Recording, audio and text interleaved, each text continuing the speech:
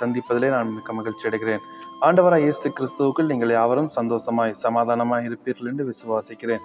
இந்த நாளிலே தேவன் நமக்கு தந்திருக்கிற நல்ல வசனத்துக்கு நேராக நாம் கடந்து செல்லலாம். சங்கீதம் 3 அதனுடைய 6வது வசனம். எனக்கு விரோதமாக சுற்றிலும் படையெடுத்து வருகிற 10,000 பேருக்கும் நான் பயப்படேன். ஆமென். தேவன் இந்த நாளிலே பயத்தின் ஆவியை தராமல் தைரியத்தின் ஆவியை, விசுவாசத்தின் ஆவியை உங்களுக்கு தரப்போகிறார். ஆமென்.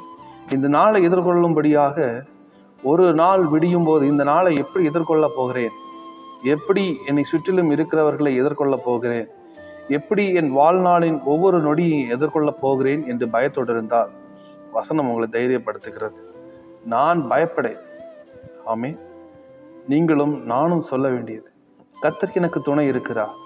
10,000 பேர் எனக்கு எதிராக எழும்ப வந்தால், இந்த உலகமே எனக்கு எதிராக எழும்பி வந்தால் நான் பயப்படேன். கர்த்தர் எனக்கு துணை, கர்த்தருடைய கரம் எனக்கு இருக்கிறது, கர்த்தருடைய வார்த்தை எனக்கு இருக்கிறது. ஆமென். எப்பக்கம் நெருக்கப்பட்டாலும் நான் ஒடுங்கி போவதில்லை. ஆமென். நான் வெட்கப்பட்டு போவதில்லை. தேவனுடைய ஜனங்கள் விசுவாசத்தோடு சொல்ல வேண்டிய வார்த்தை. எந்த இடத்துலையும் பயந்து போய், எந்த இடத்துலையும் கூனி குறுகி இருக்க வேண்டியதில்லை. எப்போதும் சந்தோஷமாய், எப்போதும் தைரியமாய், எப்போதும் உற்சாகமாய் தேவனுடைய பிள்ளைகள் தலை நிமிர்ந்து நடக்க வேண்டும். எனக்கு விரோதமாய் வந்தாலும், படையெடுத்து வந்தாலும், சுற்றிலும் வந்தாலும், எப்பக்கத்திலே வந்தாலும் நான் பயப்படேன். நான் பயப்படேன். கர்த்தர் எனக்கு துணை இருக்கிறார். ஆமென். அவர் எனக்கு பயத்தின் ஆவியை தரவில்லை. எல்லாவற்றையும் கையாளும்படியாக, எல்லா இடத்திலும் எல்லாவற்றையும் பேசும்படியாக கர்த்தர் எனக்கு துணை இருக்கிறார். ஆமென்.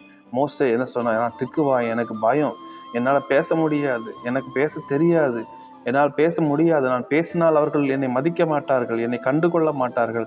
ஆனால் தேவனுடைய வல்லமை, தேவனுடைய பலன் உண்டான போது எந்த குறையும் அங்க ஆண்டவருக்கு முன்பதாக பெரிதாய் தெரியவில்லை. ஆமென். இதனால எப்படிப்பட்ட குறையோடு இருந்தாலும், எப்படிப்பட்டதான நிலை இருந்தாலும் கர்த்தர் உங்களை பலப்படுத்துவார். கர்த்தர் உங்களை உற்சாகப்படுத்துவார். கர்த்தருடைய பலன் உங்களுக்கு உண்டாகும். நீங்கள் வெட்கப்பட்டு போவதில்லை. நீங்கள் ஒருபோதும் சோர்ந்து போவதில்லை. நீங்க சொல்ல வேண்டியது, நான் பயப்படேன். கர்த்தர் எனக்கு துணை இருக்கிறார். கர்த்தர் என்னை வழிநடத்தி கொண்டிருக்கிறார். கர்த்தருடைய வார்த்தை என்னை நடத்தி கொண்டிருக்கிறது.